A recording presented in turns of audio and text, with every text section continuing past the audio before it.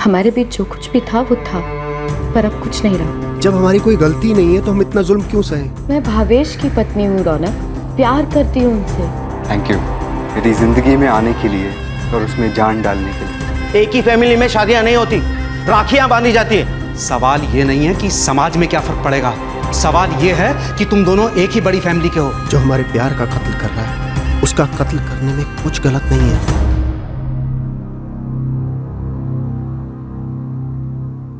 खुशी एक अजीब एहसास है।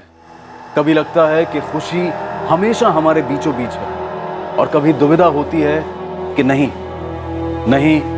वो कहीं और है। जब कोई इंसान इस कहीं और वाली खुशी की तरफ हाथ बढ़ाकर दौड़ता है तो उसके हाथ में जो असली खुशियां हैं वो बहुत पीछे छूट जाती हैं। और जब ये दौड़ जुर्म के रास्ते पर लगाई जाती है तब वो बस बर्बादी की अंधी गली में जाकर दम तोड़ती है। गुजरात के वापी शहर के खुशहाल वघानी परिवार में भी किसी को लग रहा था कि उसकी खुशी कहीं और है। पप्पा जी, नाश्तो रेडी छे।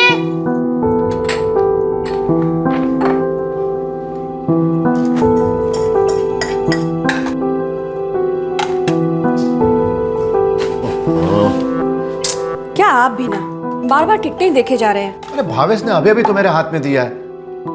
टिकट और वीजा दोनों साथ ही साथ है। कम से कम ये तो पता चले कि इसमें टिकट कौन सा है और वीजा कौन सा है। शू ले उतारा माटे मारी प्रिंसेस। आओ चलो नाश्ता करेंगे। लेकिन राशि को तय करना होगा कि पापा आते वक्त तुम्हारे लिए क्या लेकर आएंगे। राशि, दीकरा दादा दादी के साथ दुबई चलेगी? हाँ चलूंगी। भावेश दिख रहा, मुझे ये तो पता लगा कि टिकट और वीजा साथ साथ है। बस अब तो मेरे लिए डॉलर और दिरहम का बंदोबस्त करते हैं। तुम्हें चिंता नहीं करो पापा, मेरी मेहुल के साथ बात हो गई है, कल वो आ रहा है, कैश भी रेडी है और कार्ड भी बन जाएगा।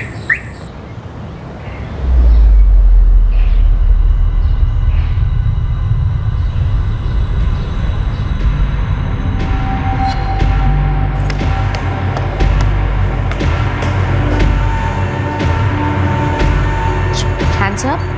Come on. Very good.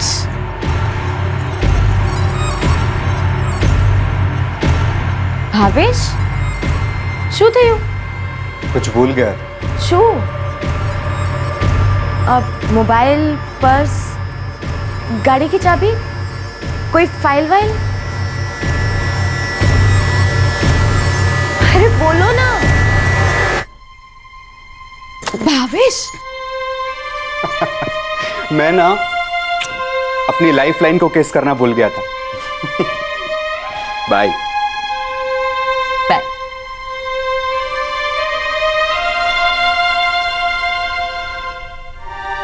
Mummy, मैं पापा की प्रिंसेस हूँ ना? हाँ बेटा। आप भी पापा की प्रिंसेस हो?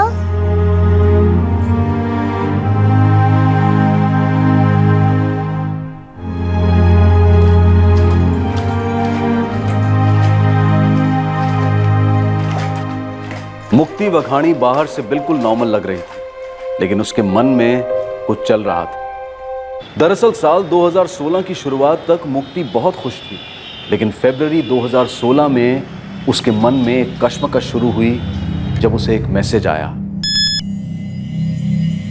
और ये एक मैसेज कई लोगों की जिंदगियों में एक दुखद मोड़ ले आया। हाय,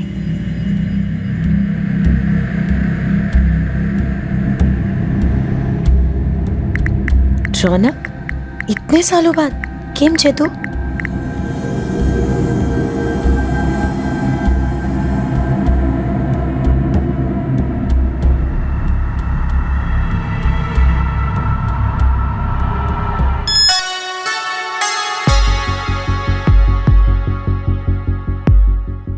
ठीक नहीं हूँ, तुम सुनाओ। हूँ मजा में छू रौनक। मेरी 3 साल की बेटी है राशि। मेरे हस्बैंड भावेश बहुत अच्छे आदमी हैं, सब अच्छा चल रहा है। तुम ठीक क्यों नहीं हो? शू थयो? तुम तो शादी करके सेटल हो गए थे ना? हुआ था। अदिति, मेरी वाइफ, उसे कभी हाउसवाइफ बनना पसंद ही नहीं था। उसके अरमान कुछ और ही थे। कभी जमी नहीं हमारी, शादी टूट गई। 2-3 साल जैसे तैसे करके निकाले।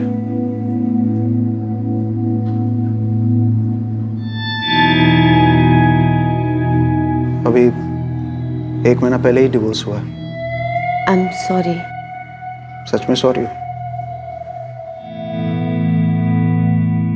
चल रे वादे, हस्बैंड कैसा है? बहुत प्यार करते हैं। मुझ में और राशि में तो उनकी जान बसती है। उनकी 2 प्रिंसेसेस। सर अच्छे। और बाकी घर वाले? बाकी घर वाले भी बहुत अच्छे हैं। शुरू में सासू माँ के साथ थोड़ी प्रॉब्लम होती थी, पर भावेश ने किसी की तरफदारी नहीं की और धीरे धीरे सब कुछ ठीक कर दिया। मतलब अच्छा आदमी है? बहुत अच्छे।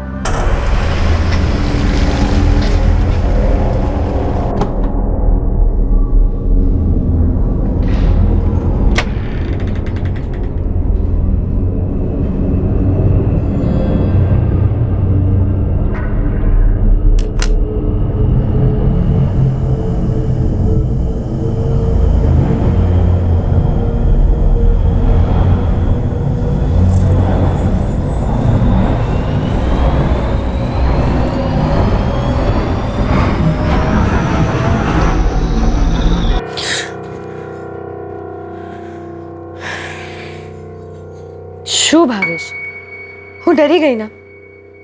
ऐसे छुपे छुपा आने की क्या जरूरत थी? एक्चुअली वही तो इरादा था, अपनी पत्नी के साथ चोरी छुपे अफेयर करने का। आप पागल हो गए क्या? चलना अफेयर करते हैं, किसी को पता नहीं चलना चाहिए। ठीक है, लेकिन एक बात बताओ, आप कभी ऐसा कर पाओगे कि आप किसी से अफेयर करो और किसी को पता भी ना चले? मैं कर पाऊंगा ना, लेकिन पहली औरत और दूसरी औरत सिर्फ तुम होगी तो कर पाऊंगा। भावेश और मेरे बीच में नाखुश रहने की कोई वजह ही नहीं है। बहुत अच्छा है। तुम्हें अपनी जिंदगी में एक बहुत अच्छा लाइफ पार्टनर मिल गया। मैं नहीं ढूंढ पाया, कभी तुम्हें भुला ही नहीं पाया, लेकिन तुम्हारे बाद कोई जमी नहीं। तुम्हारे जैसी बात ही नहीं थी किसी में। कितना आसान होता है ना तुम्हारी जैसी खूबसूरत लड़कियों के लिए ऐसा। ऑप्शंस की कमी नहीं होती ना। कैसी बातें कर रहे हो रौनक? मेरे लिए भी आसान नहीं था। लग नहीं रहा है मुक्ति, तुम कितनी खुश हो, मजे में हो, और तुम वो मुक्ति नहीं हो जिसे मैं दिलो जान से चाहता था, जो मुझे प्यार करती थी, जो मुझे पहली बार उस शादी में मिली थी। अच्छा सरस, बस जल्दी चलो ना, खांडी खत्म हो जाएगी। चलो ना। एक काम करो, તમે આગળ જાઓ।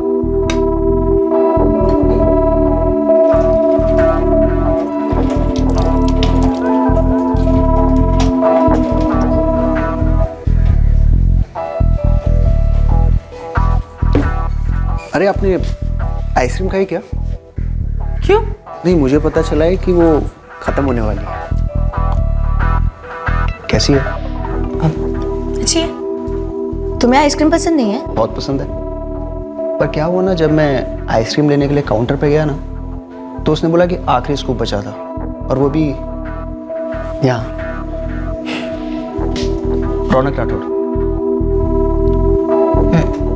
कोई शराफत से अपना इंट्रोडक्शन दे रहा है तो रिटर्न इंट्रोडक्शन बनता है ना? नहीं बनता, क्योंकि अगर मैं अभी रिटर्न इंट्रोडक्शन दूंगी तो तुम शराफत से मेरा फ़ोन नंबर मांगोगे, फिर रोज़ सुबह गुड मॉर्निंग विश, फिर उसके बाद क्यूट पिक्चर्स, फिर जोक्स, मैसेजेस, और फिर उसके बाद परेशान करना शुरू कर दोगे। मुक्ति, एक बार बाहर मिले। मुक्ति, कॉफ़ी पिए। मुक्ति, कहीं बाहर। मुक्ति, मुक्ति ज़ाला।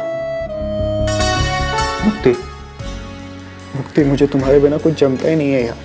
खुश नहीं रह पाता हूँ मैं।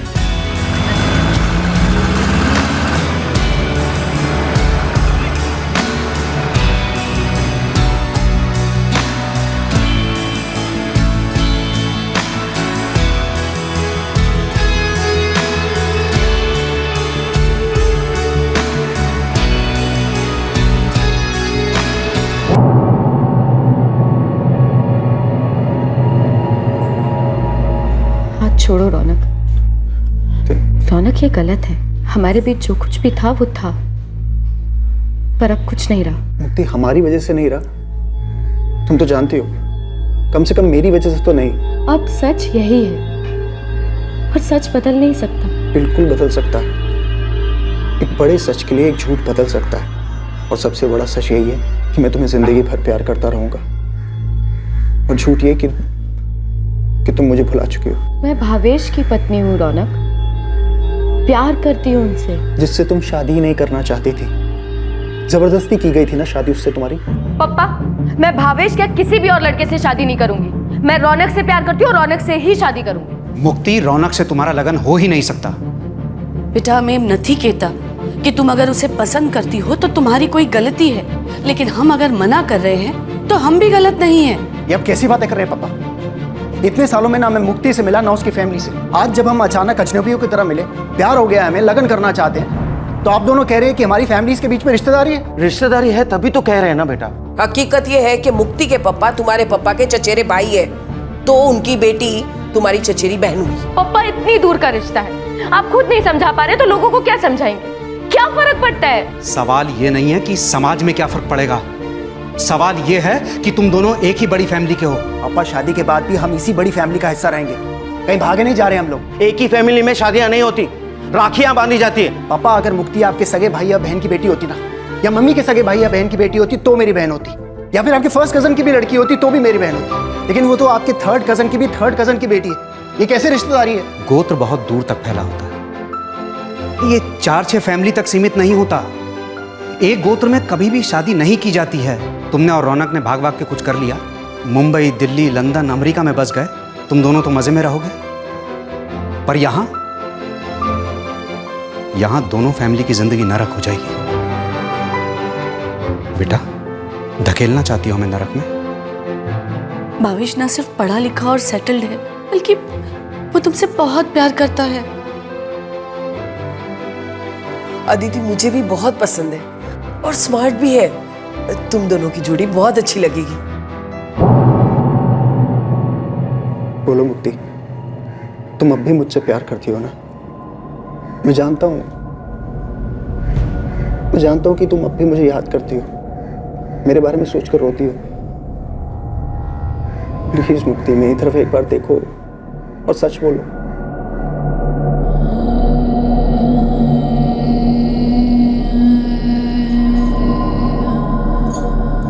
मम्मी, मैं नीचे जा रही हूँ दादू के साथ खेलने। राशि, ध्यान से। भावेश कभी डिवोर्स नहीं देंगे मुझे। रौनक, किस मुंह से डिवोर्स मांगू उनसे? वो पूरी तरह टूट जाएंगे। इन 3 सालों में मैं पूरी तरह से बिखर चुका हूं। मुक्ति, अगर तुमने मुझे नहीं जोड़ा ना, तो मैं खत्म हो जाऊंगा।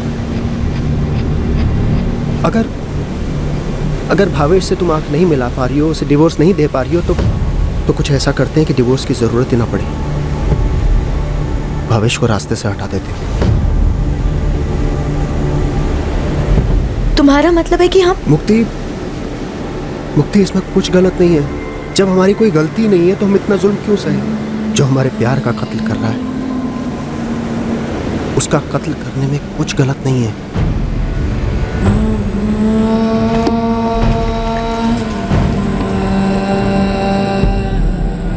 राशि, बेटा तेरी बहुत याद आएगी। हम ना तुझे वहां से रोज फोन करेंगे, ठीक है? हमारा माथे बुर्ज खलीफा लेता हो जो।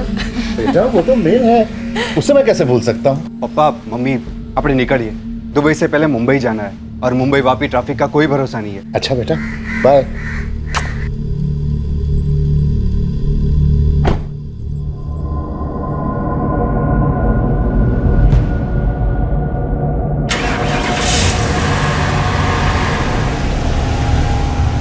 सबसे अच्छा टाइम होगा 8 जुलाई के बाद। मेरे सासू ससुरा भी तब दुबई में होंगे। कल है जितिन, कल ही करना पड़ेगा। कल 9 जुलाई है। शिट, पैसा तो मिलेगा ना? अच्छा खासा मिलेगा। तो फिर कल आप फैक्ट्री से लेट ही निकलना, उसके बाद काम करेंगे।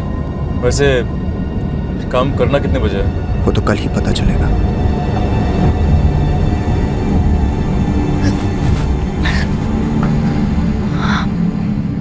राशि सो रही है और मम्मी पापा भी दुबई पहुंच गए।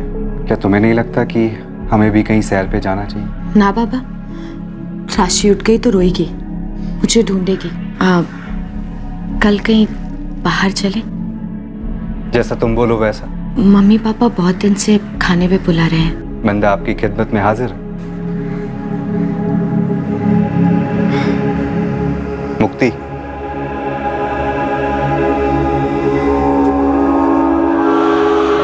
Thank you. शेना माटे मेरी जिंदगी में आने के लिए और उसमें जान डालने के लिए।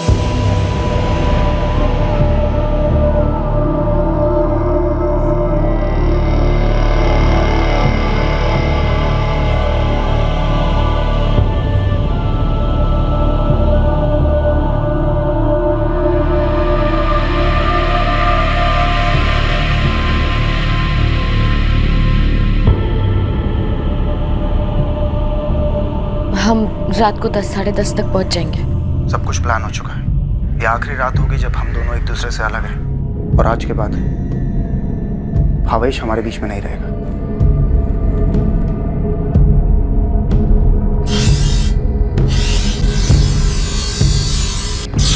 आवाड़ा बेबी सापो।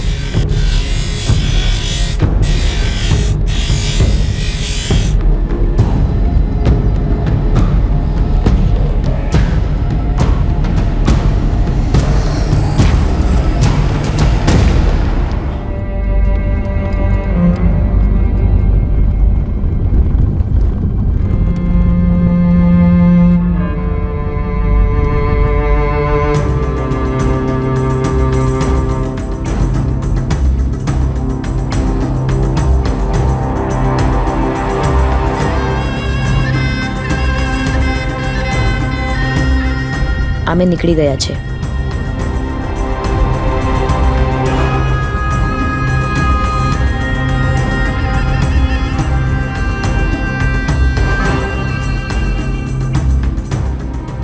बस यहाँ साइड में गाड़ी लगा।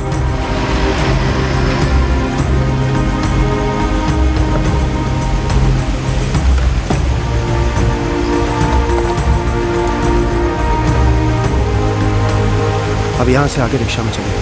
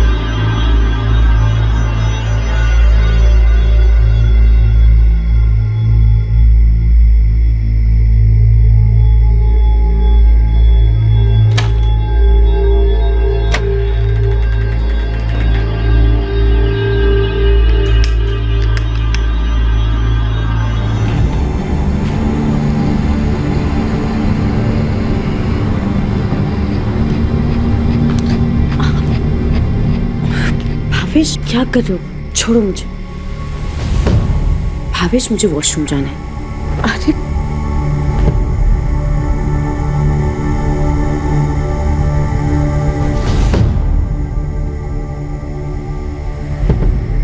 भावेश अर्जेंट है, प्लीज छोड़ो। छोड़ो।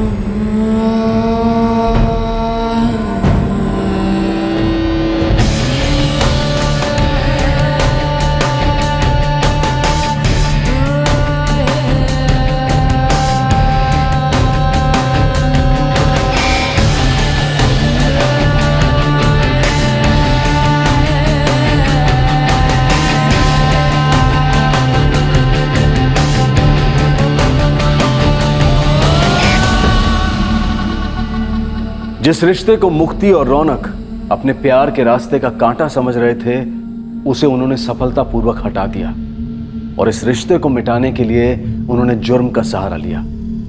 और हर जुर्म के साथ आती है जुर्म को छुपाने की कोशिश।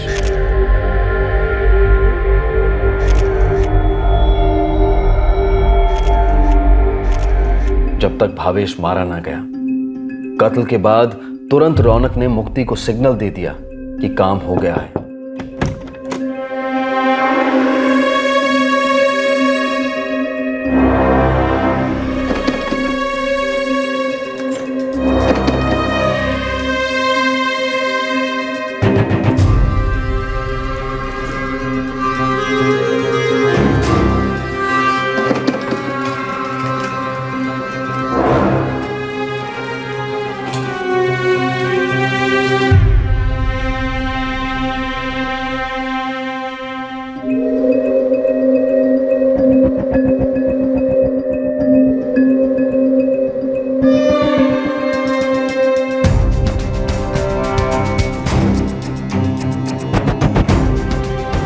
मुक्ति ने भावेश की कार की चाबियां रौनक के हवाले कर दी और वो वहां से जितेन के साथ तुरंत भाग निकला।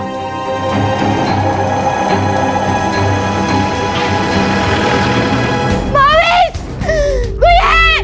कोई मदद करो! साजिश के मुताबिक मुक्ति ने जोर जोर से चीख कर पड़ोसियों का ध्यान आकर्षित किया।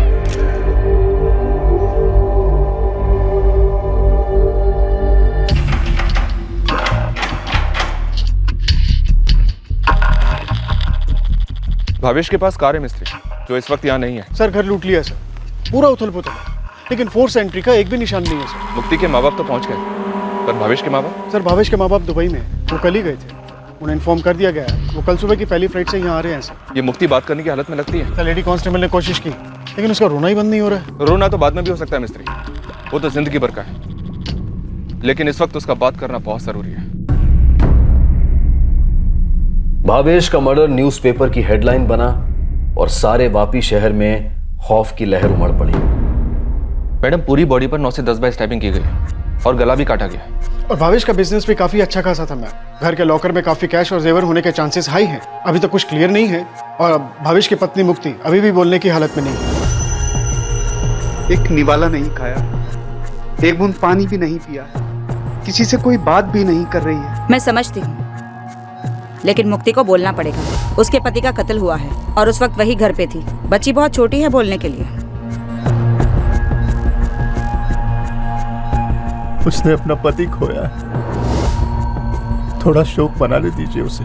मैं समझ सकती हूँ दिनेश भाई, लेकिन सोचिए, अगर हमसे देर हुई तो कातिल भाग खड़ा हो जाएगा और फिर उसे पकड़ने में बहुत वक्त लगेगा। हम लोग मम्मी के घर डिनर के लिए गए थे। वहां से वापस आते समय राशि रास्ते में सो गई। भावेश राशि को लेकर बेड पर सुला दिया। मैं वॉशरूम चली गई। मुझे अंदर कबर्ड खुलने की आवाज आई। मुझे लगा कि शायद भावेश कुछ ढूंढ रहे हैं। मुझे कुछ भी अजीब नहीं लगा। मैं बाल बांधते हुए जब बाहर आई तो भावेश मुझे गाड़ी चालू होने की आवाज सुनाई थी। मुझे कुछ समझ में नहीं आया।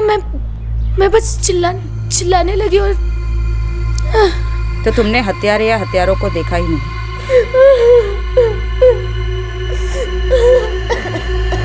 मैडम,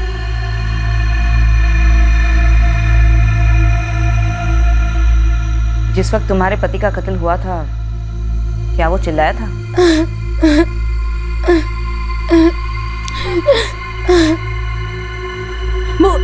मुक्ति, मुक्ति, हे मुक्ति बेटा, आगे खोल बेटा।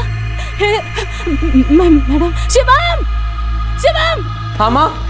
बेटा डॉक्टर ने बुलाओ बेटा। हाँ। मुक्ति बेटा, आँख खोल बेटा। मुक्ति आँख खोल बेटा। मैडम, कॉलोनी के गेट के पास एक बंगलो है जिसमें सीसीटीवी लगा है।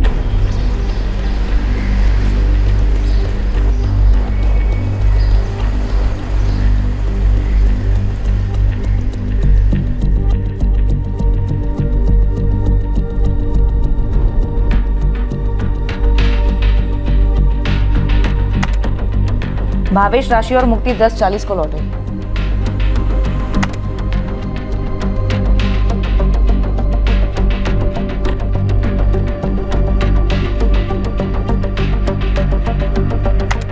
ये दोनों हमारे सस्पेक्ट्स हो सकते हैं।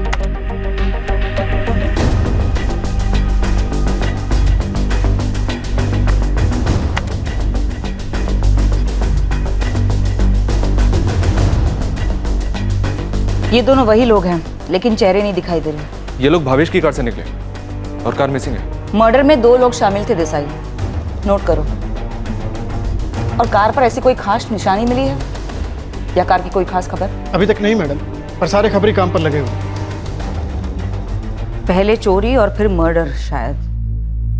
लेकिन अब तक भावेश की पत्नी मुक्ति ने हमें ये नहीं बताया कि घर में से क्या क्या गायब हुआ है। और मैडम,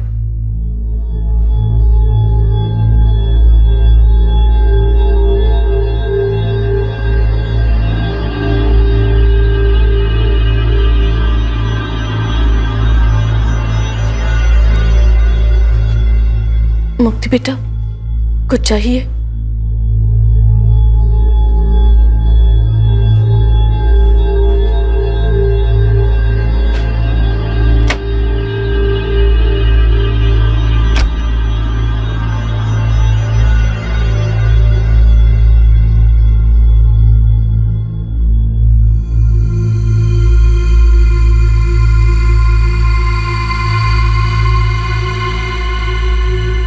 रौनक, બધું ઠીક છે ને?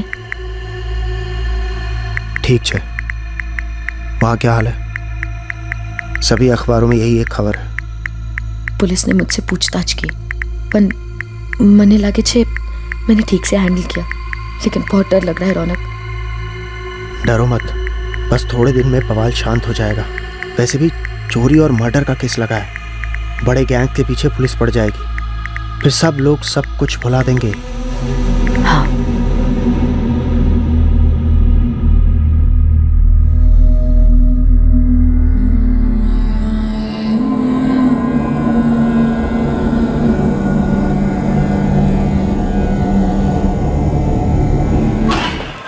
मैडम, कार मिल गई है। कहाँ? एक खबरी का फोन आया था, उसने बताया कि कार मुंबई हाईवे के पास छोड़ दी गई है।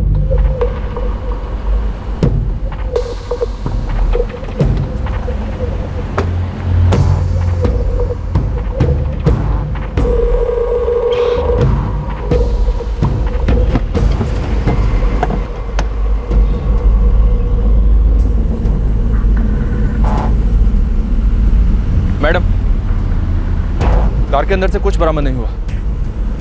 साहब, ये गाड़ी यहाँ कब से खड़ी है ये तो मालूम नहीं है, पर पता ज़रूर चल जाएगा। कैसे? वो सामने वाले होटल में सीसीटीवी कैमरा लगाया था, उससे कुछ ना कुछ ज़रूर पता चल जाएगा। 9 जुलाई की रात से सीसीटीवी के सारे फुटेज ले आओ। एक्चुअली सुबह से ले आओ। एक बात है, इस कार को इस तरह से यहाँ छोड़ देना कुछ जम नहीं रहा, खटक रहा है। अक्षयैव पुण्डरीकाक्ष प्रेतमोक्षी प्रदुर्भव मृत्युंजय महादेव त्राहि मां शरणागतं जन्म मृत्यु जरा व्याधि पीड़िते कर्म बंधने।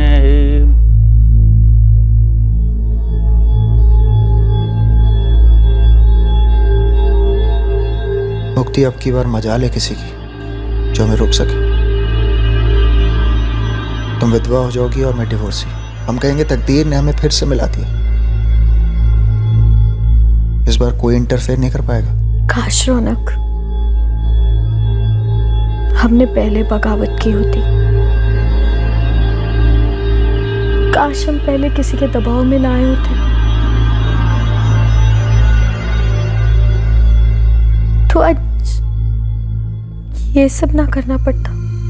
जो हो गया सो हो गया मुक्ति, हम उसे बदल तो नहीं सकते, लेकिन हम अपना फ्यूचर खुद लिखेंगे। और हमारा फ्यूचर पता है क्या होगा? हम एक साथ खुश रहेंगे।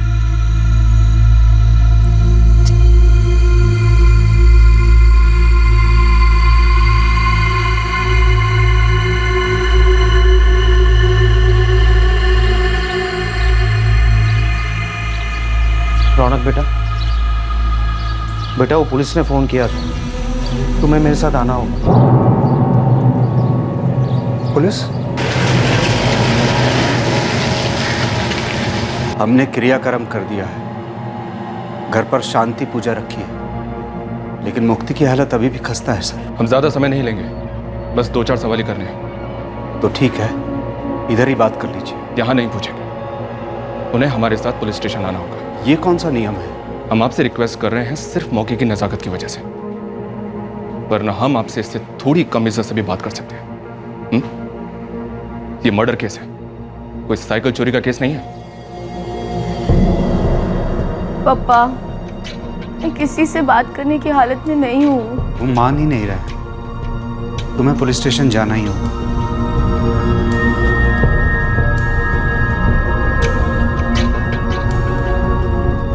लॉकर में टोटल 2 लाख के जेवर थे और 5 लाख कैश।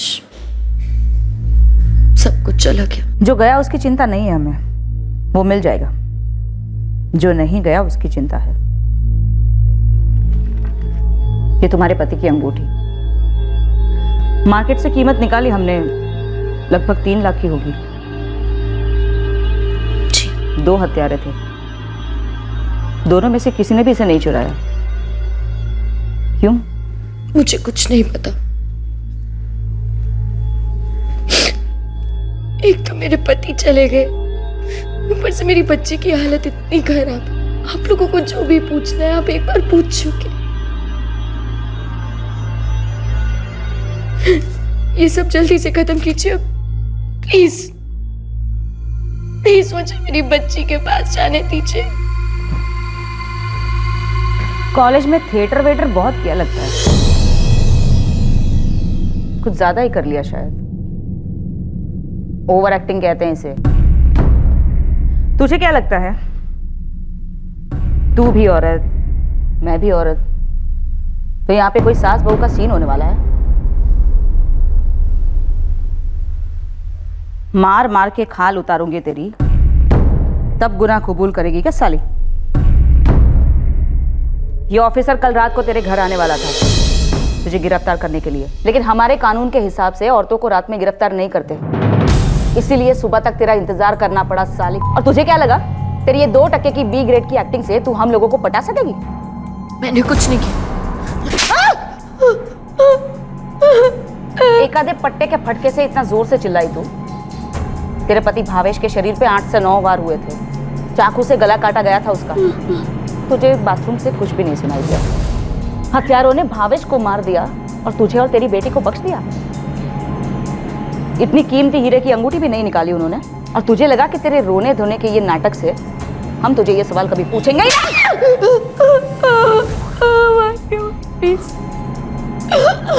नहीं। तेरा वो डरपोक बॉयफ्रेंड रौनक मार खाने से पहले ही पिलपिलाता हुआ सब कुछ बक गया। लेकिन पापा, पुलिस ने क्यों बुलाया हमें?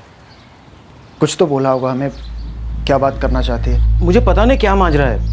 उन्होंने कार का नंबर बोला, GJ 14567Y। पूछने लगा कि ये आपकी कार है, तो मैंने कहा हाँ हमारी गाड़ी से। तो बस बोले कि आप पुलिस स्टेशन आ जाओ।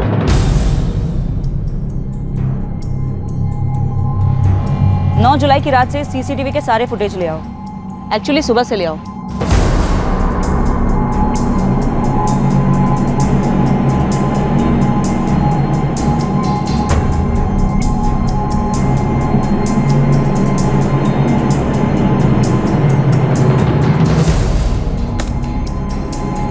ये गाड़ी तो वहीं आकर रुकी जहां हमें भावेश की कार मिली थी। जी मैडम, और इसमें भी 2 लोग हैं। भावेश की कार कॉलोनी से रात को 11:05 पर निकली और ये जगह कॉलोनी से सिर्फ 15 मिनट की दूरी पर है।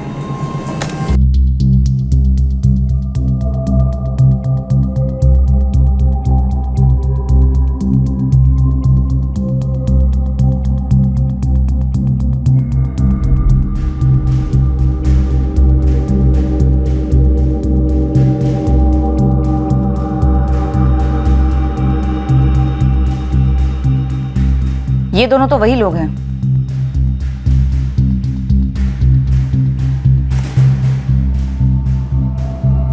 GJ 14567Y।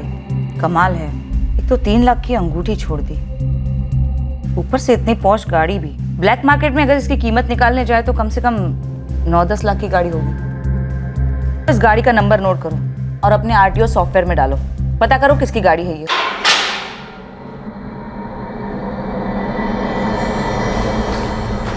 रौनक राठौड़, तुम्हारे फादर ने बताया कि तुम किसी फैक्ट्री में फ्लोर मैनेजर का जॉब करते हो। जी मैडम, लेकिन मुझे यहाँ क्यों रखा गया? इस तरह से हम यहाँ मुजरिम को ही रखते हैं। मुजरिम? मैंने क्या किया मैडम? तुमने अकेले ने नहीं किया, तुमने और मुक्ति ने मिलकर किया है ना? मुक्ति को तो जानते हो ना तुम, तुम्हारी एक्स गर्लफ्रेंड, अदिति से पहले वाली और बाद वाली भी। स्टार्ट से लेकर फिनिश तक सब कुछ सच सच बताओ। तुमने और तुम्हारी साथीदार ने कहाँ से चाकू खरीदा, क्या प्लान बनाया, कैसे मारा, सब कुछ। क्योंकि अगर तुमने नहीं बताया तो हम तुम्हें इतना मारेंगे, जिंदगी भर का दर्द रह जाएगा, भयंकर दर्द।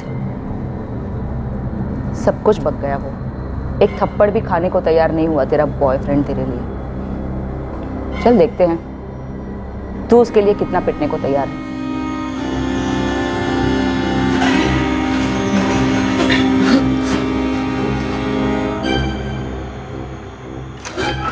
इनके स्टेटमेंट्स ले लो और साइन करवा लो। मर्डर वेपन, ज्वेलरी, कैश जो कुछ भी मिले रिकवर करवाओ। जी मैडम।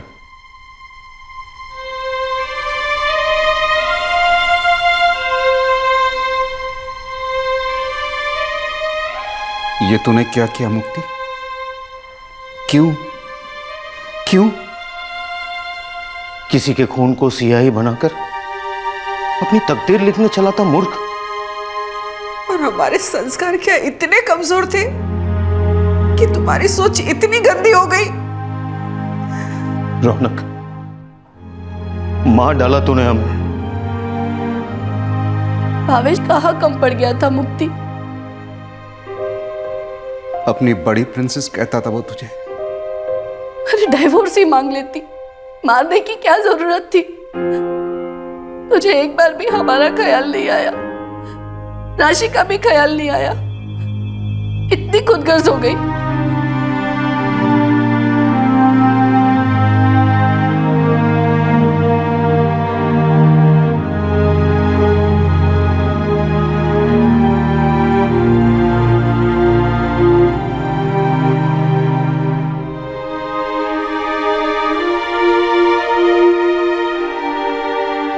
मुक्ति, अब की बार मजाल है किसी की जो हमें रोक सके। तुम विधवा हो जाओगी और मैं डिवोर्सी। हम कहेंगे तकदीर ने हमें फिर से मिला दिया। इस बार कोई इंटरफेयर नहीं कर पाएगा।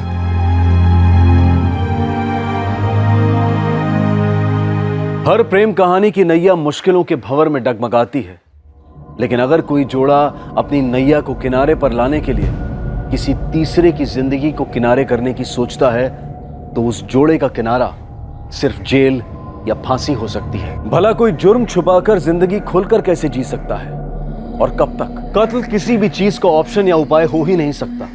डिवोर्स कितना भी दर्दनाक हो, लेकिन है तो एक कानूनी उपाय। भावेश से मुक्ति ने एक बार पूछकर तो देखा होता। बेशक गर्मा गर्मी हाई ड्रामा होता, लेकिन बंदे को पता तो चलता कि वो दो प्रेमियों के बीच में आ रहा है। और शायद समझदारी से भावेश किनारे हो लेता, अपनी जिंदगी अलग बना लेता। नहीं स्वामी, ये डील बाद में नहीं हो सकती। मैं 2 दिन और कारवार में रह लूंगा, लेकिन हम ये ऑर्डर लेकर रहेंगे। तुम मेरे लिए होटल बुक करो, मैं पहुंच रहा हूं, मिलते हैं। मैं जल्दी में हूं, बहुत जल्दी में। मुझे लगता है मैं जितना कमाता हूं वो कम है, क्योंकि मेरी फैमिली की कोई जरूरत कभी अधूरी नहीं रहनी चाहिए।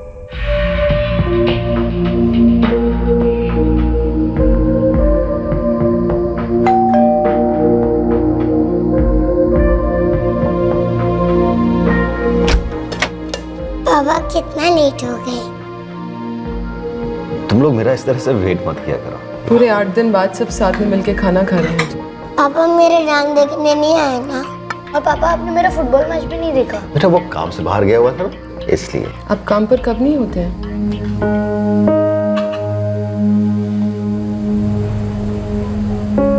बोलो प्रणीता, क्या जरूरी बात करनी थी तुम्हें? बच्चों को आपकी जरूरत है महेंद्र जी।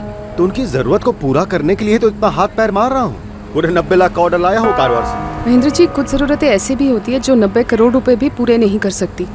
जैसे कि समय की ज़रूरत, प्यार की ज़रूरत। जब बच्चे बड़े हो जाएंगे ना प्रणीता, तो देखना बहुत प्यार से याद करेंगे मुझे। इतना बना जाऊंगा उनके लिए। और मैं क्या याद करूंगी? हाँ स्वामी बोलो। हाँ बात कर सकते। अरे वाह बेंगलुरु का ऑर्डर मिल गया, तो उनसे कहो पहली फ्लाइट से मैं सुबह पहुंच रहा हूँ। मेरा सब्र अब खत्म होता जा रहा है। ये अकेलापन मैं बर्दाश्त नहीं कर सकती।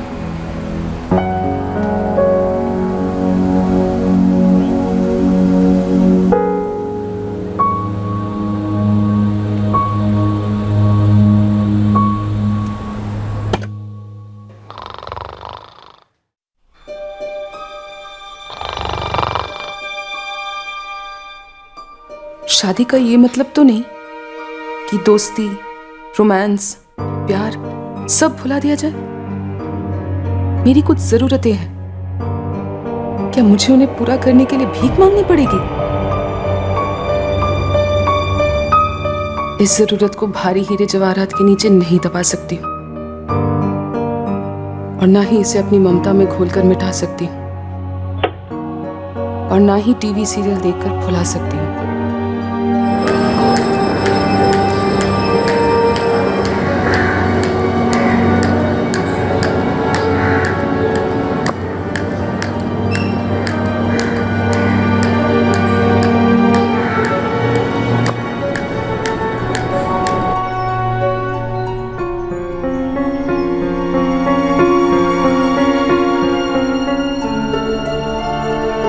नीलेश बेटा, नाश्ता।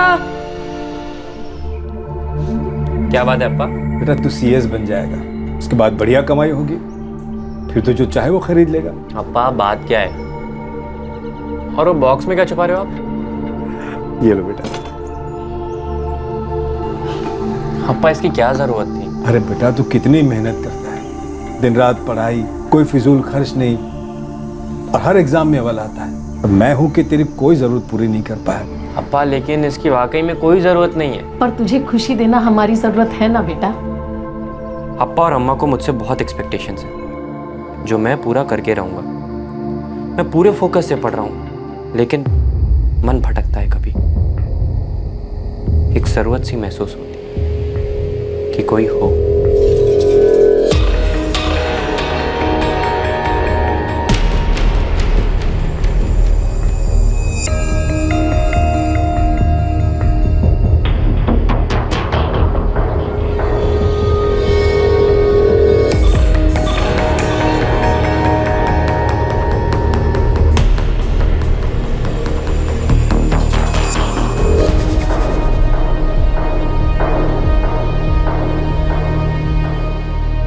हर इंसान अपनी जरूरत पूरी करने के लिए उस एक सीढ़ी की तलाश में रहता है। हमारी आज की कहानी में एक उभरता बिजनेसमैन महेंद्र रेड्डी तरक्की की सीढ़ी पर चढ़ता जा रहा था। वो दौलत के आसमान को अपनी मुट्ठी में करने की फिराक में था, पर उसकी तन्हा नेग्लेक्टेड पत्नी प्रणीता अपनी जरूरतों को तृप्त करने की वो सीढ़ी ढूंढ रही थी जो उसे पड़ोस के युवक नीलेश में दिखी। दूसरी तरफ नीलेश पढ़ाई और एक्सपेक्टेशन के तनाव से राहत पाने के लिए एक थरथराते एडवेंचर की सीढ़ी पर सवार हो गया।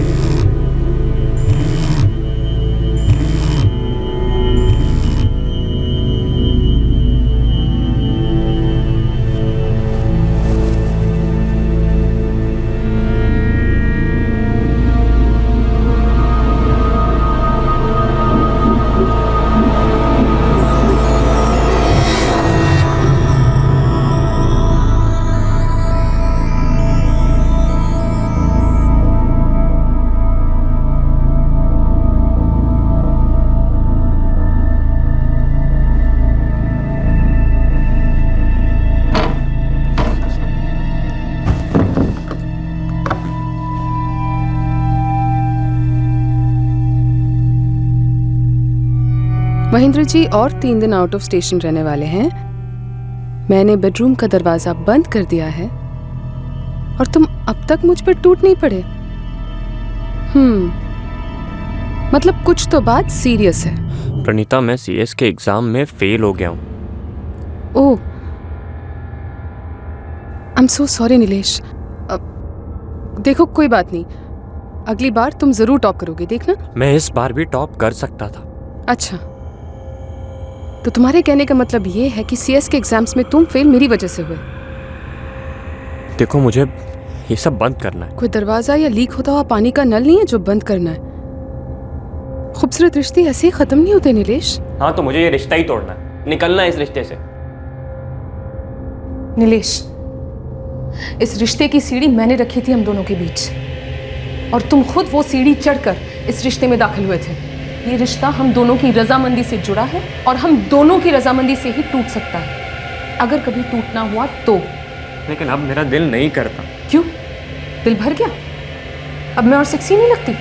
कोई और है ना, कॉलेज स्टूडेंट, क्या नाम है उसका? अरे कोई नहीं है, और मुझे अभी कोई नया रिश्ता बनाना भी नहीं है।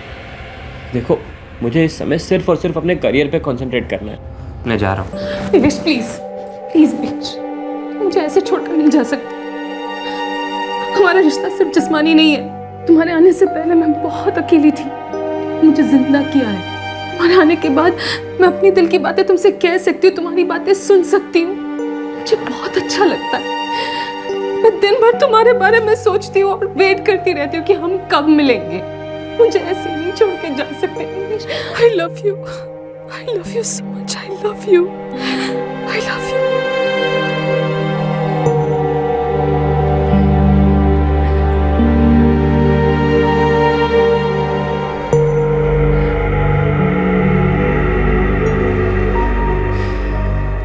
ये है मेरा वाला नीलेश।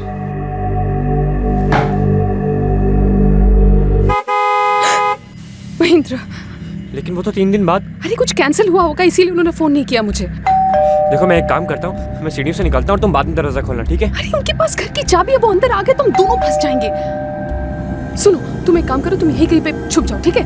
मैं उनको बातों में लगा के रखती हूँ, जैसे ही मौका मिलेगा तुम जैसे आए थे वैसे ही निकल जाना। अभी तुम यहीं पे रुको, प्लीज प्लीज।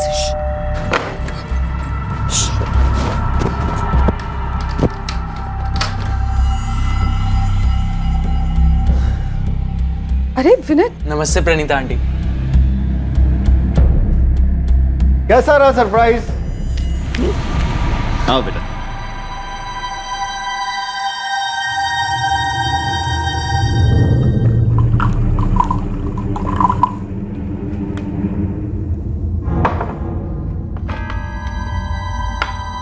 तीन दिन का काम एक दिन में निपट गया तो शिमोगा चला गया अविनाश अन्ना के घर। वहां से विनय को ले आया। अभी हमारे साथ ही रहेगा तो कोर्स वोर्स करेगा और अपने काम में हाथ बटाएगा। वाह, ये तो बहुत अच्छी बात है। वो अम्मा ने ना कुछ मिठाइयाँ भेजी थी प्रभात और दिव्या के लिए। मैं जाकर उन्हें सरप्राइज करूं? हाँ बिल्कुल बिल्कुल।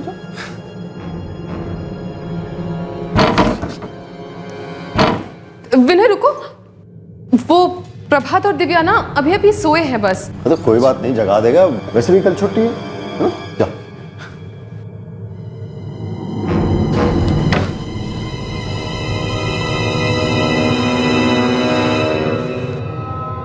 प्रणीता आंटी, वो दरवाजे में तो बाहर से कुंडी लगी हुई है। कुंडी लगी हुई? अरे हाँ, मैं भूल गई। वो दरअसल दोनों ना बहुत बदमाशी कर रहे थे तो दोनों को डांट के अंदर ही बंद कर दिया। विनय बेटा, कोई बात नहीं, आप दरवाजा खोलकर अंदर जा सकते हो।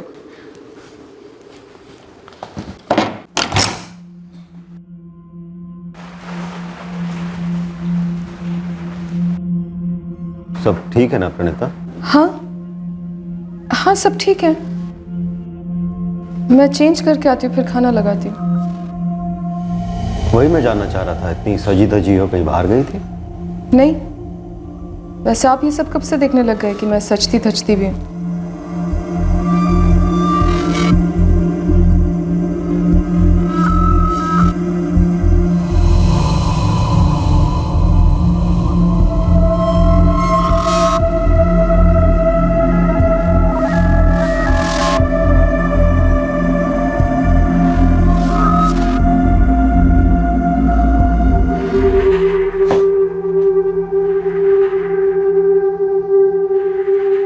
फंस गया मैं। करीब पाव किलो अदरक दे देना और 10 रुपए की मिर्ची डाल देना भैया। सेटल हो गए आप लोग? हाँ हाँ, बस हो ही रहे हैं। नमस्ते, मैं प्रणिता। नमस्ते। ये प्रभात और ये दिव्या। बेटा नमस्ते करो। नमस्ते। नमस्ते। मैं शिल्पा और ये मेरा बेटा नीलेश। हेलो। हेलो। आपके मिस्टर नहीं दिखते? दरअसल उनका मैन्युफैक्चरिंग का बिजनेस है, प्लास्टिक का सामान बनाते हैं वो, तो उनका ज़्यादातर बिजनेस ट्रिप्स पर बाहर ही रहना होता है। अच्छा अच्छा, तो आप बच्चों को लेकर घर आइए ना कभी। जी कई बार सोचा तो है कि बच्चों को लेकर सबसे मिला दूँ, लेकिन ये होते नहीं है ना, तो थोड़ा सा अजीब लगता है। अरे इसमें अजीब कैसा?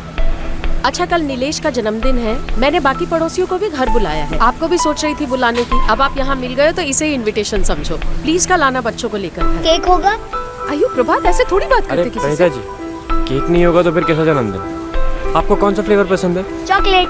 और आपको? पाइनएप्पल। ठीक है, हम दोनों फ्लेवर्स मंगा के रखेंगे।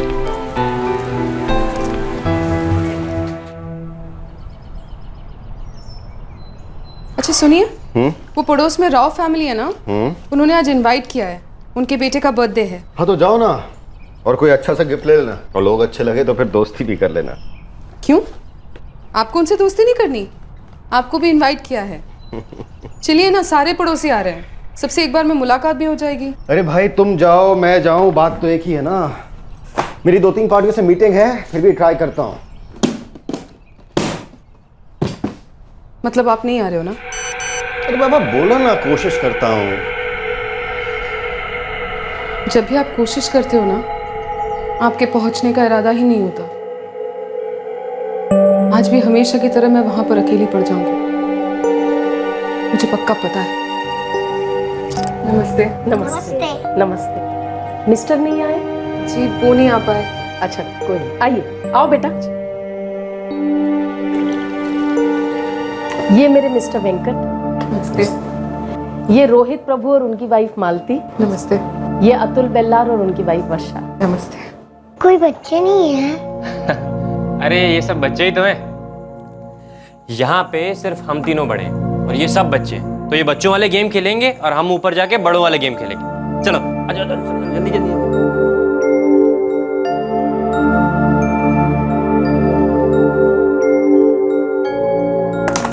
वेरी गुड नीलेश ना। अरे वाह, क्वीन ले ली, क्या बात। अच्छा प्रभात दिव्या चलो नीचे, केक आ गया है।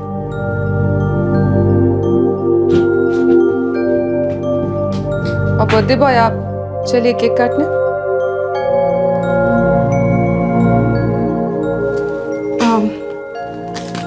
बर्थडे बॉय के लिए एक छोटा सा गिफ्ट लाइए। अरे प्रणिता जी आप शर्मिंदा कर रही हैं। तुम्हें अच्छा लगेगा, चॉकलेट है।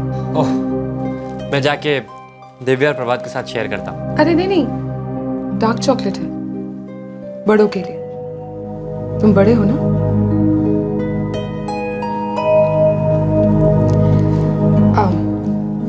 Happy birthday. अरे नीलेश, नीचे आ जाओ।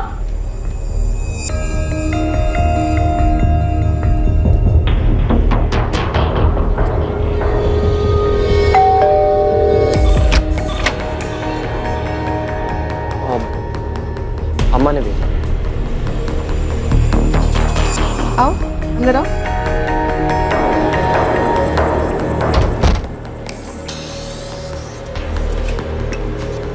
महेंद्र जी का है?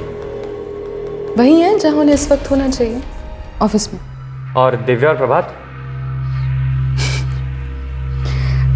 वो दोनों भी वही हैं जहां पे बच्चों को इस वक्त होना चाहिए, स्कूल में। अरे हाँ। बर्थडे के गिफ्ट के लिए थैंक्स। अरे वो तो बच्चों वाला गिफ्ट था, तुम्हारा गिफ्ट तो अंदर रखा हुआ है। चलो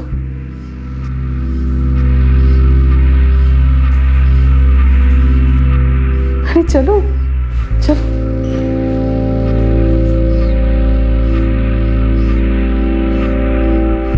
अब गिफ्ट कहाँ है मेरा? पहले आंखें बंद करो।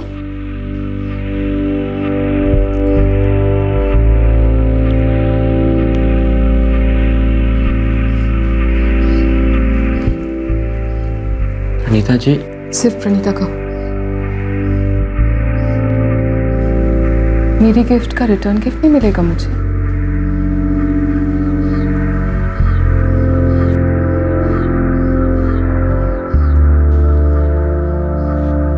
मुझसे आंखें बंद करने को नहीं कहोगे? लो, खुद ही बंद कर देती हूँ।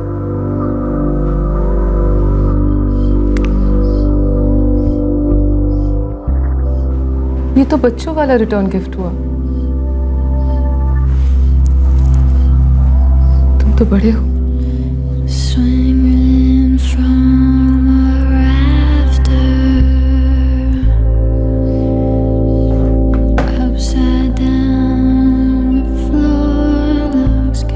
मुझे चलना चाहिए प्रणीता। फिर कब आओगे? लोग देखेंगे तो क्या कहेंगे? हाँ जी, तुम ठहरे अच्छे लड़के कॉलोनी के और मैं एक बुरी औरत। नहीं, तुम अच्छी हो। कितनी? बहुत। तो चलो ठीक है, आज रात को मैं अपने टेरेस से तुम्हारे टेरेस तक एक सीढ़ी डाल दूंगी। तुम मुझे आके बता देना कि मैं कितनी अच्छी हूँ। मैं सीढ़ी से आऊँ? इतना भी नहीं कर सकते? कर सकता। 44456789 प्लीज मुझे अभी एक मिस्ड कॉल कर दो।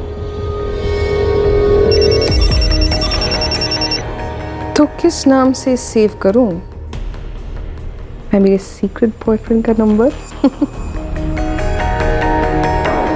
प्रणीता और नीलेश के बीच में एक जबरदस्त अफेयर शुरू हुआ जिसकी नींव थी जिस्मानी जरूरत। पर कोई भी अफेयर सिर्फ जिस्मानी जरूरत तक तो सीमित रहता नहीं। मुझे ऐसे नहीं छोड़ के जा सकते नीलेश। I love you. कहाँ फंस गया मैं? और ना ही कोई खुफिया रिश्ता कभी गुप्त रह पाता है। अफेयर के तनाव से उठता धुआं दुनिया को हल्की सी बू तो देता ही है।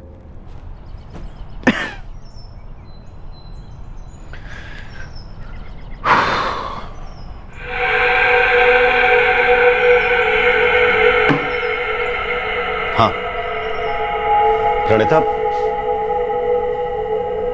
अपसेट क्यों? क्यों? अपसेट होने जैसा कुछ हुआ है क्या? प्रणीता, वो मैं विनय को अपने साथ ले आया, तुम्हें बताया नहीं, तुमसे पूछा नहीं। अब मैंने उसे कह दिया था ना, तो फिर अन्ना के सामने पूछना ठीक नहीं लगता है। मैं विनय के यहाँ रहने से बिल्कुल अपसेट नहीं। हाँ, कभी आपके ना रहने की वजह से अपसेट हुआ करती थी, अब नहीं। क्यों? अब ऐसा क्या हो गया? पता नहीं।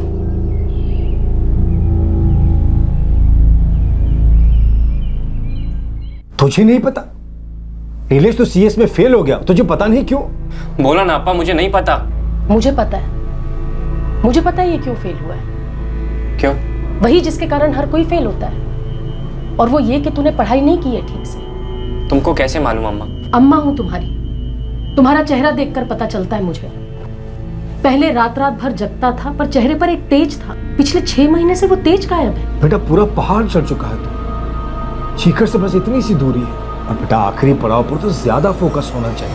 अब देख बेटा, हम जैसे मिडिल क्लास लोगों को पहला चांस ही बड़ी मुश्किल से मिलता है, दूसरा तो खैर। अब मैं तुझे क्या लेक्चर दूं? माँ बाप पैदाइशी बूढ़े नहीं होते नीलेश, हम भी रह चुके हैं तेरी उम्र में। अगर हम तेरी कोई मदद कर सकते हैं तो हमें बता। ऐसे अंदर ही अंदर घुटने से कोई मसला हल नहीं होता।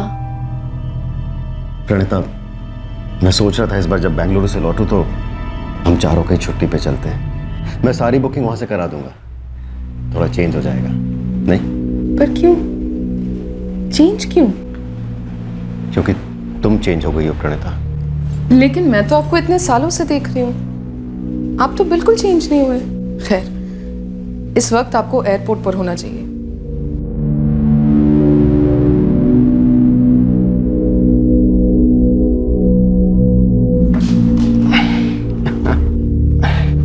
अच्छा बच्चों, बताओ तुम लोगों के लिए बेंगलुरु से क्या लेकर आऊं? मसा बाजा जल्दी।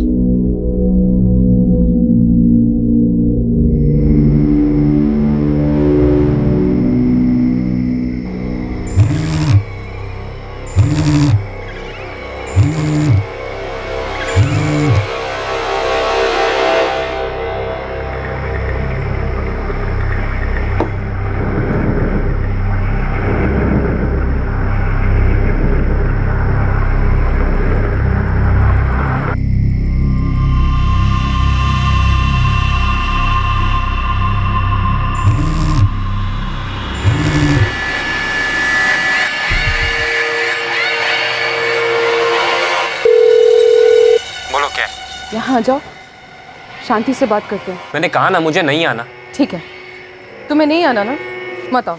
मैं एक काम करती हूँ, मैं वहाँ जाती हूँ और तुम्हारे अम्मा अप्पा से सब कुछ सच सच बता देती हूँ। नीलेश, मैं मजाक नहीं कर रही और मैं ऐसा अभी करूँगी। नहीं नहीं नहीं, तुम ऐसा मत करो, मैं आता हूँ, लेकिन थोड़ा लेट। कितना लेट? 2 या 3 बजे। 2 बजे आने से पहले फ़ोन करना। अगर 2 बजे तुम यहाँ नहीं पहुँचे ना, तो 2:05 को मैं वहाँ पहुँच जाऊँगी तुम्हारे घर।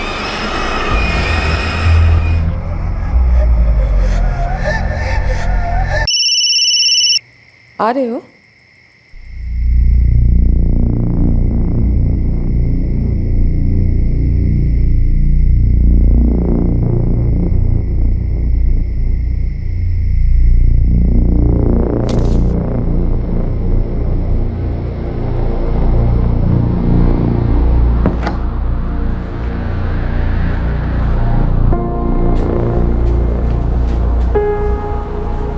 मैं जानती थी तुम आओगे, धमकी की वजह से नहीं, प्यार की वजह से। हाँ, वो प्यार जो हम दोनों ने किया था, जिससे मैं भाग नहीं सकता।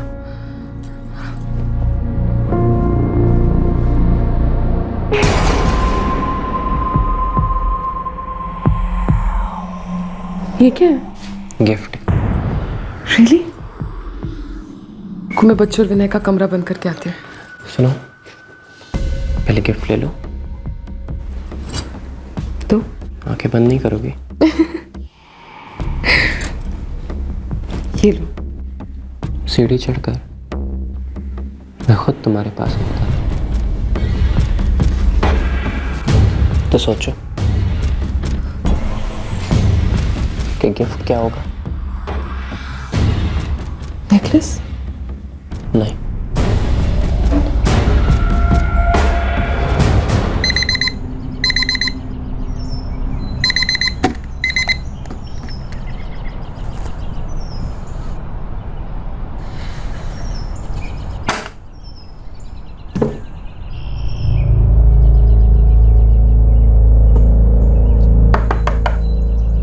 प्रणीता आंटी, प्रभात, दिव्या,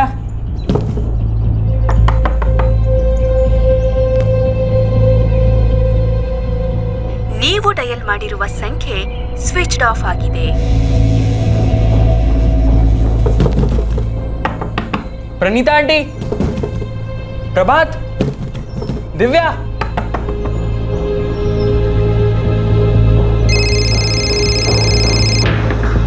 हाँ विनय। अंकल कुछ गड़बड़ है। क्या हुआ विनय?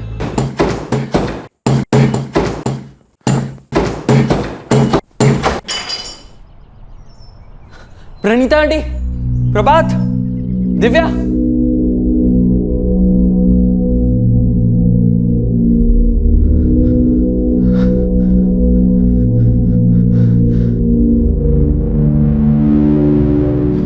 प्रभात, दिव्या, प्रभात, दिव्या,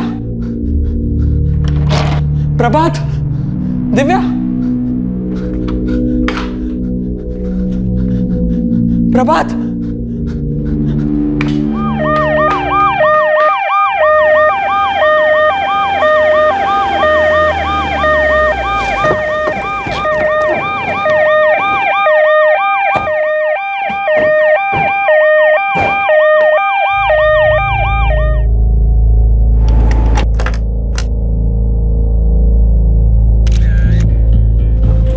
सर, प्रभात 11 साल का है और दिव्या 7 साल की।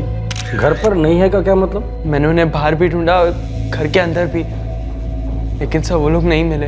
रात को भी तुमने कोई आवाज नहीं सुनी? नहीं सर, बिल्कुल नहीं। बेल बजी थी, कोई आया था? नहीं सर, मैं तो 1 बजे तक जाग रहा था, कोई बेल नहीं बजी, उसके बाद भी नहीं बजी थी। सर अगर बेल बजती तो मैं उठ जाता। घर में फोर्स एंट्री का कोई भी निशान नहीं है। विक्टिम के रूम में किसी भी चीज़ को छुआ तक नहीं गया। कैश गहने जैसे थे वैसे ही है, सिर्फ विक्टिम का मोबाइल फ़ोन गायब।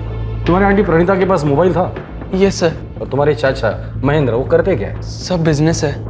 नंबर बोलो उनका। सर 1 मिनट, मैंने उन्हें फ़ोन करके इन्फॉर्म कर दिया है, वो बस आते ही होंगे।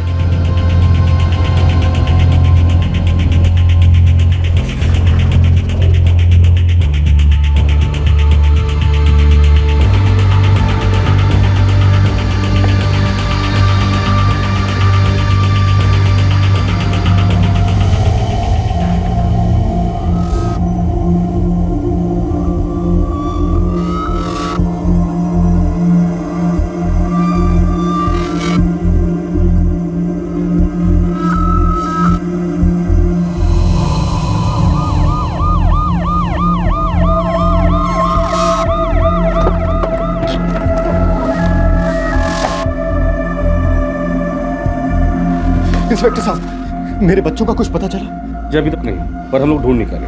मेरी वाइफ अंदर है? बॉडी अभी अभी पोस्टमार्टम के लिए भेज दी। किसने किया सर? तो आप ही बता सकते हैं। आपको किसी पर शक है? कोई दुश्मन, धमकी, बिजनेस में या पर्सनल लाइफ में? जी नहीं सर, मुझे तो ये समझ में नहीं आ रहा कोई मेरी प्रणिता को क्यों मारेगा। मेरे बच्चे सर, प्लीज मेरे बच्चों को ढूंढिए। कल रात को आप में से किसी ने कुछ देखा या सुना हो? नहीं सर, मैं ऊपर के ही कमरे में सोता हूँ। अगर कुछ आवाज़ होती तो मुझे मालूम पड़ता। ये रेड्डी फैमिली कैसे लोग हैं? नए नए रहने आए हैं सर, साल भी नहीं हुआ। सुना है काफी पैसे वाला आदमी ये रेड्डी। प्रणीता बहुत अच्छी औरत थी, बच्चे भी बहुत प्यारे हैं, प्रभात और दिव्या। वो तो ठीक है ना? गायब है। इस महेंद्र की किसी के साथ कोई दुश्मनी है क्या? वो तो नहीं मालूम सर, लेकिन पैसे वाली पार्टी है। हो सकता है किसी ने पैसों के लिए किडनैप किया। वो जो सीढ़ी है? हाँ सर, उनकी है। क्या हुआ? काफी लंबी है, वहां से यहाँ तक आ सकती है। कभी ध्यान नहीं दिया सर।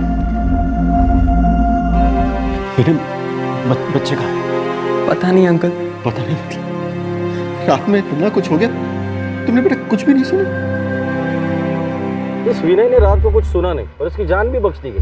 कहने को 17-18 साल का है, लेकिन होने को तो कुछ भी हो सकता है। एक काम करो, उसका एज प्रूफ ले लो। अगर 18 साल का तो गाड़ी में बिठा, आगे की पूछताछ पुलिस स्टेशन में करते। 444 88 3622। तुम्हारा और कोई नंबर है? नहीं सर। तुम महेंद्र रेड्डी के सगे बड़े भाई के लड़के हो? जी सर। करते क्या हो? मणिपाल में पॉलीमर्स का डिप्लोमा कर रहा हूँ और साथ में अंकल की बिजनेस में हेल्प भी। विनय, एक बात समझ में नहीं आई। तुम घर पर थे, कोई तुम्हारे घर में आया, जबरदस्ती नहीं घुसा था, एक मर्डर किया, 2 बच्चों को गायब किया और तुमने कुछ भी नहीं सुना? सर सच में नहीं सुना मैंने। वो तो मैं सुबह उठा तो पता चला कि मेरे दरवाजे की कुंडी बाहर से बंद थी।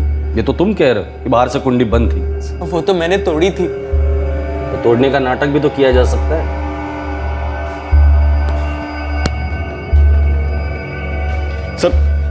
सर आप मुझे बताएंगे भी, विनय को आप वहां पर क्यों लेकर रहे हैं? उसने क्या किया है? महेंद्र जी हमसे पूछताछ कर रहे हैं, आप विनय की फिक्र मत कीजिए। इस वक्त आपके बच्चों का मिलना ज्यादा जरूरी है। बार बार घर के अंदर तलाशी लेने से मेरे बच्चे कैसे मिलेंगे इंस्पेक्टर साहब?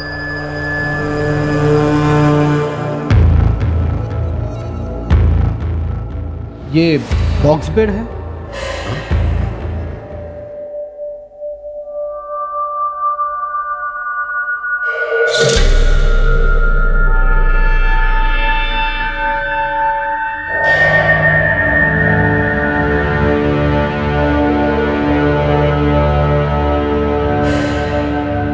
रेमंड, महेंद्र से कंफर्म करो कि वो फोन प्रणीता का है या नहीं। सर महेंद्र से कंफर्म कर लिया और प्रणीता के कॉल रिकॉर्ड के लिए रिक्विजिशन भी दे दी है। कॉल लॉग में कोई गड़बड़? रात को 2 बजे किसी क्यूटी का कॉल आया था प्रणीता के नंबर पर, और उससे पहले रात को 11:10 पे प्रणीता ने कॉल किया था इसी क्यूटी को। क्यूटी? जी सर, क्यूटी। ठीक है, उस नंबर के डिटेल्स और कॉल रिकॉर्ड मंगा लो तुरंत। कितने पैसे लगेंगे इंस्पेक्टर साहब? महेंद्र जी, आपको लगता है कि हर चीज की कीमत लगाई जा सकती है? जिसके लिए मैं पैसे कमा रहा था उन्हें छीन लिया गया है मुझसे। अब ये पैसे मेरे लिए कोई मायने नहीं रखते हैं।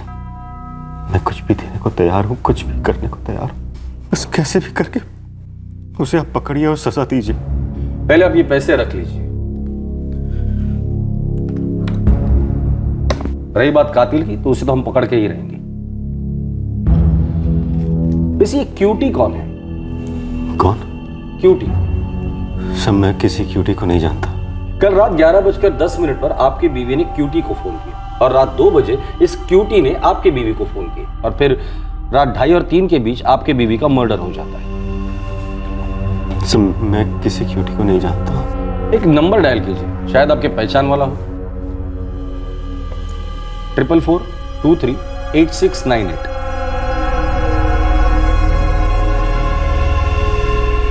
ನೀವು ಡಯಲ್ ಮಾಡಿರುವ ಸಂಖ್ಯೆ ಸ್ವಿಚ್ಡ್ ಆಫ್ ಆಗಿದೆ। स्विच ऑफ आ रहा है सर। सुबह से स्विच ऑफ है, लेकिन कॉल रिकॉर्ड्स मंगाए हमने। आप सिर्फ एक बात समझ लीजिए, कातिल आपके घर में जबरदस्ती नहीं घुसा था। इसका मतलब समझते हैं? किसी ने दरवाजा खोलकर उसे अंदर लिया था। विनय हो सकता है? नहीं सर, विनय वो तो बच्चा है। 18 साल का है, ड्राइविंग लाइसेंस है, वोट कर सकता है। कैसा बच्चा महेंद्र जी? नहीं सर, विनय नहीं। तो फिर कौन?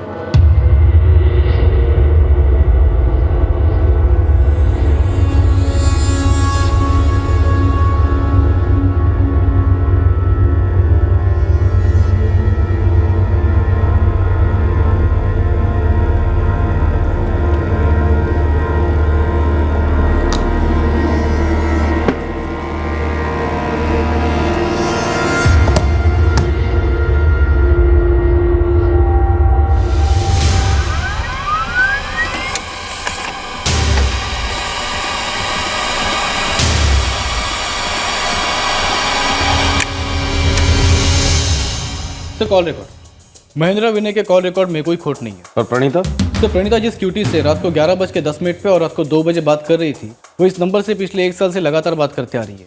इन दोनों के बीच में SMS एक्सचेंज हुए अक्सर रात भर। अफेयर? क्यूटी का नाम? मेरा कोई अफेयर नहीं था उसके साथ। प्रणीता के मर्डर से मेरा कोई लेना देना नहीं है। प्रणीता के साथ तूने उसके दोनों बच्चों को भी मार डाला, क्यों? मैं कह रहा हूँ ना, मैंने किसी को नहीं मारा। रेमंड, तलाशी।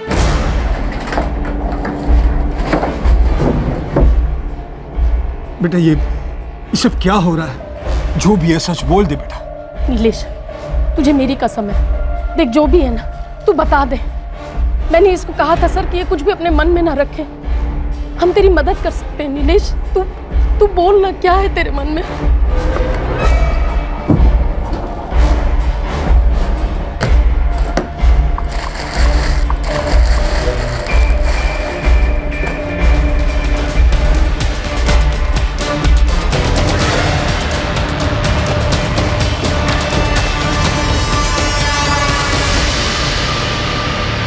वो मुझे ब्लैकमेल कर रही थी। मुझे अफेयर कंटिन्यू नहीं करना था। मेरी पढ़ाई खराब हो रही थी सर। मुझे उसके साथ रहना भी पसंद नहीं था, लेकिन वो मुझे जाने ही नहीं दे रही थी। मैं एक काम करती हूँ, मैं वहां जाती हूँ और तुम्हारे अम्मा अप्पा से सब कुछ सच सच बता देती हूँ। समझ नहीं आ रहा था क्या करूं। दिमाग घूम रहा था, डर के मारे हाथ पैर ठंडे पड़ रहे थे। फिर अचानक से एक मायूस ख्याल आया कि प्रणीता मेरा पीछा कभी नहीं छोड़ेगी। फिर एक ही ख्याल रहा कि इसको खत्म कर दूं। इसने कभी मेरे अम्मा अप्पा के सामने ये बात कहनी नहीं चाहिए।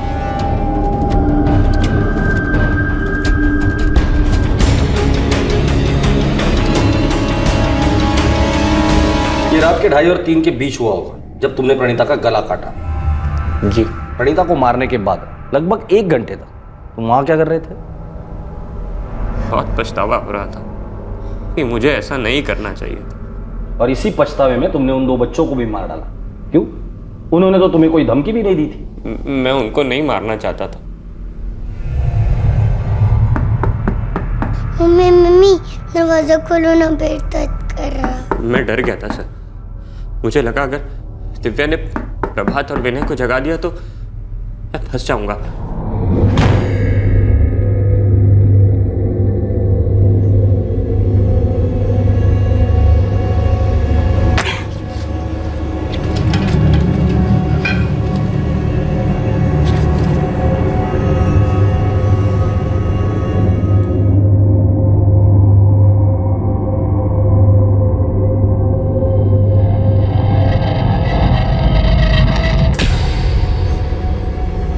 उसने कहा भी था कि विनय और बच्चों का कमरा लॉक करके आती है। मैं बच्चों और विनय का कमरा बंद करके आती हूँ। लेकिन मैं जल्दी में था, उसे खत्म करने की जल्दी में। अगर बच्चों के कमरे में बाहर से कुंडी लगी होती वो दोनों जिंदा होते।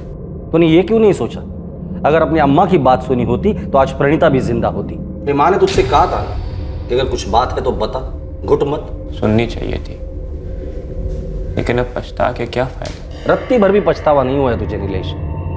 अगर पछतावा हुआ होता ना तो 1 घंटा लाश के पास बैठ के रोने के बाद तो वो 2 मासूम बच्चों को नहीं मारता। अगर पछतावा हुआ होता ना अपने आप को सरेंडर करता, सजा के लिए तड़पता, ना ही बचाव के लिए। नहीं स्वामी, मुझे टेम्पो आज ही चाहिए। मैं यहाँ 1 दिन भी और नहीं रुकना चाहता। महेंद्र जी, अकेले में बात हो सकती है?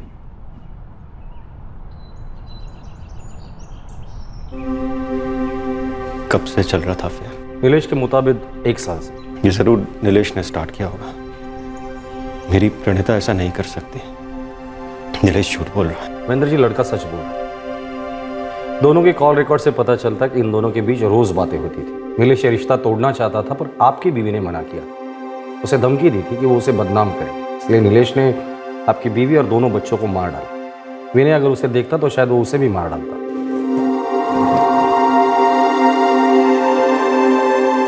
मैं मान ही नहीं सकता इंस्पेक्टर साहब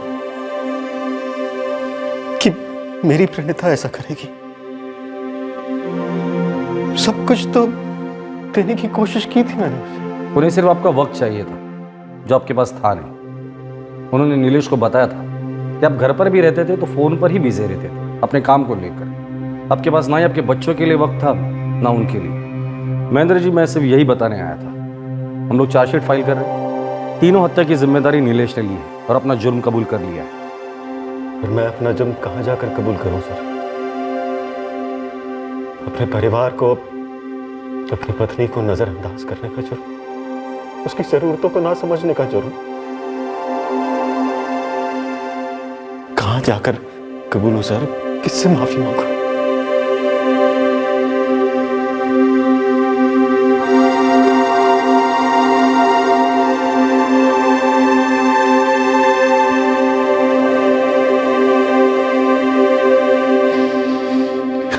I'm sorry. Really sorry.